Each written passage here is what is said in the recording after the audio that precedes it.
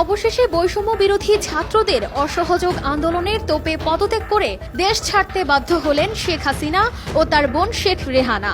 বেলা 2:30 নাগাদ সামরিক হেলিকপ্টার 7682 নিয়ে সপরিবারে গণভবন থেকে বেরিয়ে যান। পরবর্তীতে ভারতের আগরতলার উদ্দেশ্যে দেশ ছাড়েন বলে জানায় বার্তা সংস্থা এএফপি এবং বিবিসি। সূত্র জানায়, দেশ ছাড়ার আগে হাসিনা একটি ভাষণ রেকর্ড করে যেতে চেয়েছিলেন, কিন্তু সেই সুযোগ তিনি পাননি। এছাড়া সোমবার বিকেল 4টা নাগাদ সেনাপ্রধান জেনারেল ওয়াকারুজ্জামান প্রধানমন্ত্রীর পদত্যাগের বিষয়টি সংবাদ মাধ্যমে দ্য ব্রিফিংয়ে নিশ্চিত করেন। আমরা একটা সুন্দর আলোচনা করেছি।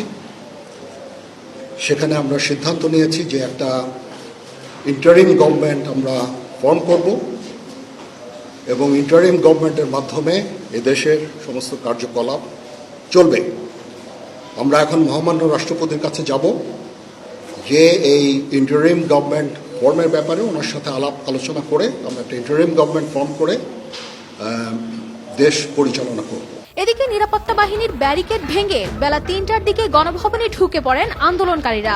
তার পদত্যাগে রাজধানী জুড়ে আন্দোলনকারীদের উল্লাসে ফেটে পড়ে। বার্তা সংস্থা বিবিসি বলছে, অনেকেই গণভবনের ভেতরে ঢুকে ভাঙচুর করেছেন। চেয়ার টেবিল সহ বেশ কিছু জিনিসপত্র নিয়ে বের হতেও দেখা যায়।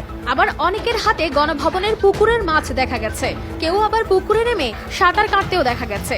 এর আগে কোটা সংস্কার আন্দোলনের সময় শেখ হাসিনার দেশ ছাড়ার গুঞ্জন উঠে।